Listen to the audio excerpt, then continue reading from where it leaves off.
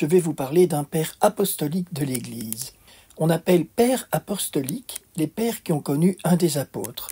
C'est le cas par exemple de saint Polycarpe, disciple de saint Jean, et aujourd'hui de saint Ignace d'Antioche, disciple de Pierre et de Jean.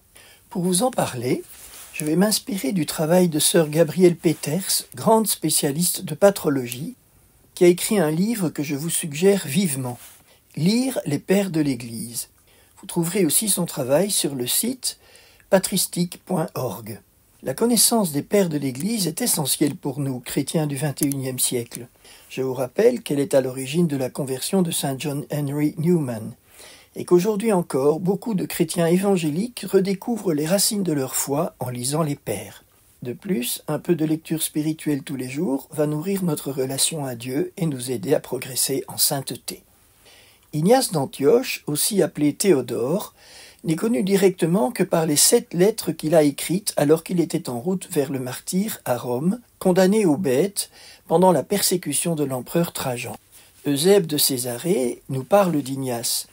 On en déduit qu'il est né vers l'an 35 en Syrie, qu'il a été le 3e évêque d'Antioche après Pierre et un certain Évode. À l'époque, Antioche est la 3e ville de l'Empire romain avec quelques 500 000 habitants. En fait, si on ne connaît pas beaucoup de détails de sa vie, les 7 lettres d'Ignace d'Antioche nous dévoilent le fond de son âme.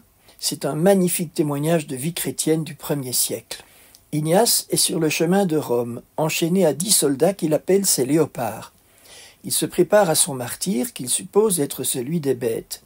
Il écrit à 7 églises sur sa route, aux Éphésiens, aux Magnésiens, aux Tralliens, aux Romains, et à Troas, il écrit aux Philadelphiens, aux Smyrniotes, les habitants de Smyrne, et une lettre personnelle à son ami saint Polycarpe, évêque de Smyrne.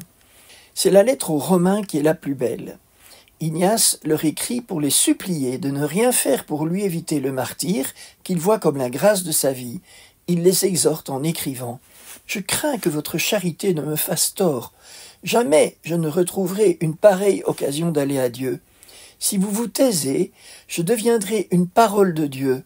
Mais si vous aimez trop ma chair, je ne serai plus qu'une voix. Je ne vous demande qu'une chose, c'est de laisser offrir à Dieu la libation de mon sang, tandis que l'autel est encore prêt.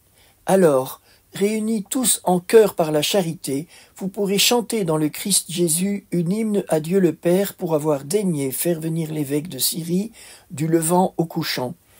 Il est bon de se coucher loin du monde en Dieu pour se lever en lui. » Il compare son martyre à une Eucharistie. « Laissez-moi devenir la pâture des bêtes, écrit-il. C'est par elle qu'il me sera donné d'arriver à Dieu. Je suis le froment de Dieu et je suis moulu par la dent des bêtes pour devenir le pain immaculé du Christ. » Pour lui, mourir martyr, c'est une nouvelle naissance. L'empêcher d'aller au martyr, c'est le tuer. C'est l'empêcher de naître à la vie. Il m'est bien plus glorieux, écrit-il encore, de mourir pour le Christ Jésus que de régner jusqu'aux extrémités de la terre. C'est lui que je cherche, qui est mort pour nous.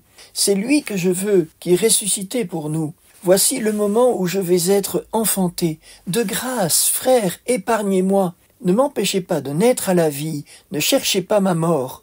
Laissez-moi arriver à la pure lumière. C'est alors que je serai vraiment homme. Permettez-moi d'imiter la passion de mon Dieu. C'est magnifique. Ignace sent en lui l'appel au don total qu'il exprime poétiquement. Mes passions terrestres ont été crucifiées. Il n'existe plus en moi de feu pour la matière. Il n'y a plus qu'une eau vive qui murmure au-dedans de moi. Viens vers le Père. On le voit. Saint Ignace d'Antioche est un passionné d'amour pour son Seigneur. Il a inspiré les martyrs des premiers siècles qui connaissaient ces lettres. Il est à l'origine d'expressions qui sont devenues classiques dans l'Église, comme l'arbre de la croix. C'est dans sa lettre aux Tralliens qu'il compare la croix à un arbre. Comparant les incrédules à des rameaux parasites et dangereux, il exhorte ses correspondants, je cite, « Fuyez les rameaux parasites et dangereux, ils portent des fruits qui donnent la mort. Si quelqu'un en goûte, il meurt sur le champ.